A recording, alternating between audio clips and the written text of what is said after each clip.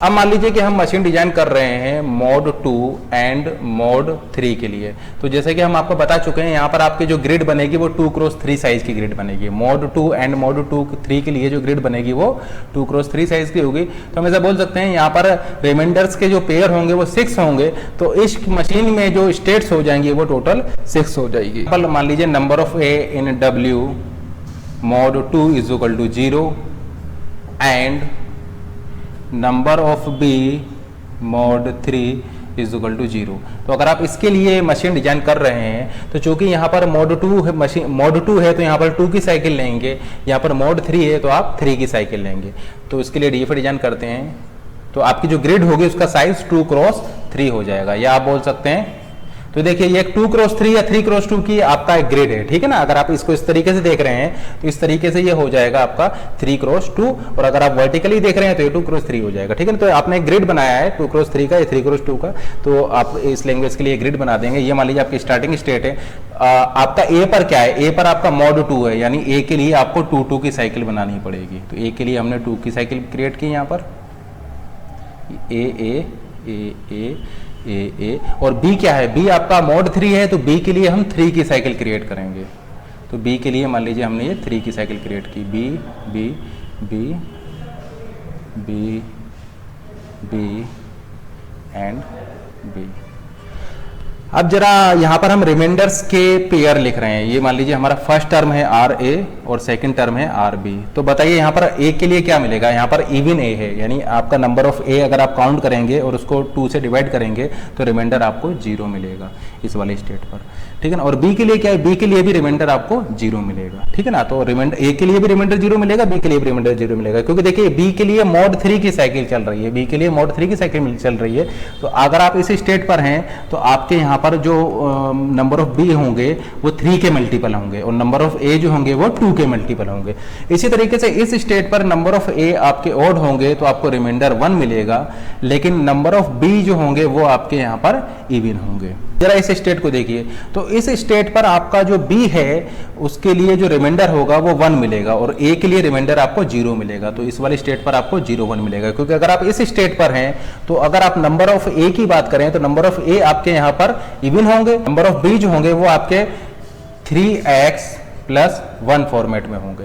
तो हम ऐसा बोल सकते हैं कि इस एक्सेस पर, ये वाली एक्सेस पर जो नंबर ऑफ बी है वो 3x+1 फॉर्मेट में है, और इस वाली एक्सेस पर जो नंबर ऑफ बी होंगे वो 3 के मल्टीपल में होंगे, यानी 3x होंगे, और इस वाली एक्सेस पर जो बी होंगे वो 3x+2 की फॉर्मेट में होंगे। क्योंकि मोड 3 अगर आप ले रहे हैं, मोड 3 अगर आप ले रहे हैं तो यहाँ पर रिमाइंडर्स की वैल्यू क्या हो सकती है, यहाँ पर रिमाइंडर की वैल्यू या तो 0 हो सकती है, या फिर रिमाइंडर की वैल्यू आपकी 1 हो सकती है, या फिर रिमाइंडर की वैल्यू आपका 2 हो सकती है। तो चूंकि यहाँ पर 3 रिमाइंडर है इसलिए यहाँ पर 3 की साइकिल चली हुई है।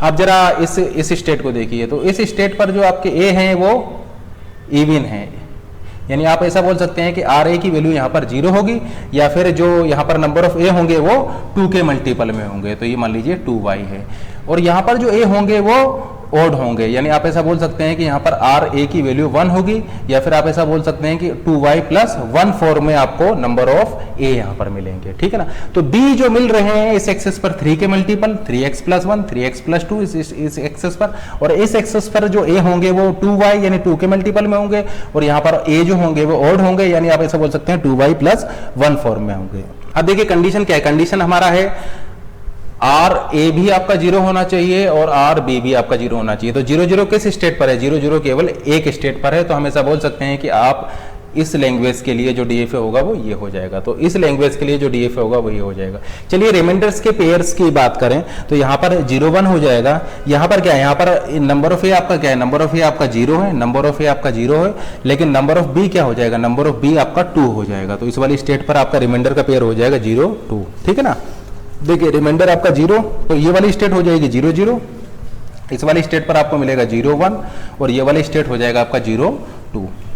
इसी तरीके से ये स्टेट हो जाएगा आपका 1 0, ये वाली जो स्टेट होगी यहाँ पर रिमाइंडर की जो वैल्यू हो जाएंगी, देखिए बी के लिए रिमाइंडर आपको 1 मिलेगा, लेकिन ए के लिए भी रिमाइंडर आपको 1 मिलेगा, ठीक है ना। ए के लिए भी रिमाइंडर 1 है और बी के लिए भी रिमाइंडर 1 है, तो ये हो जाएगा आपका 1 1, और ये आपका हो जाएगा 1 2।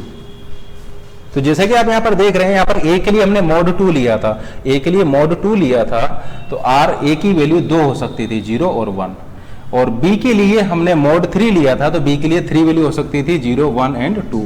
तो यहाँ पर आपके 3 इंटू 2 यानी 6 स्टेट हैं, 0, 0, 0, 1, 0, 2, देखिए 0, 0, 0, 1, 0, 2, 1, 0, 1, 1, 1, 2, 0, 0, 0, 1, 0, 2, 1, 0, 1, 1 एंड 1, 2। टोटल आपको 6 स्टेट मिलेगी। तो इस कंडीशन को सेटिस्फाई करने वाली केवल एक स्टेट होगी। तो इस लैंग्वेज के लिए जो डीएफए होगा वो ये हो जाएगा। लेकिन मान लीजिए हम इस क्वेश्चन को चेंज कर दें और अगर हम यहाँ पर ऐसा कर देते हैं, ये कर देते हैं, तो इसके लिए डीएफए क्या हो जाएगा? तो यानी हमने ऐसा बोला है R A is greater than R B, R A is greater than R B. तो फिर आपका डीएफए क्या हो जाएगा? देखिए स्टेट्स अभी भी आपका जो टोटल होंगी वो 6 होंगी। तो देखिए ऐसी कौन सी स्टेट्स हैं जहां पर ये कंडीशन आपका सेटिस्फाई कर रही है? देखिए यहाँ पर 0, 0 है, इसके लिए तो ये सेटिस्फाई कर नहीं रहा। 1, 0 ये वाली इसको सेटिस्फाई कर रहा है। आर ए की वैल्यू यहाँ पर 1 है और आर बी की वैल्यू आपका 0 है, तो ये वाली स्टेट आपका फाइनल हो जाएगी। इस स्टेट को देखिए, तो ये स्टेट पर आपका ये वाली कंडीशन सेटिस्फाई नहीं कर रही है। ये इसको देखिए, ये आपका कंडीशन सेटिस्फाई नहीं कर रही है, ये वाली स्टेट भी आपका कंडीशन सेटिस्फाई नहीं कर रही है, और ये वाली स्टेट भी आपका कंडीशन सेटिस्फाई नहीं कर रही है।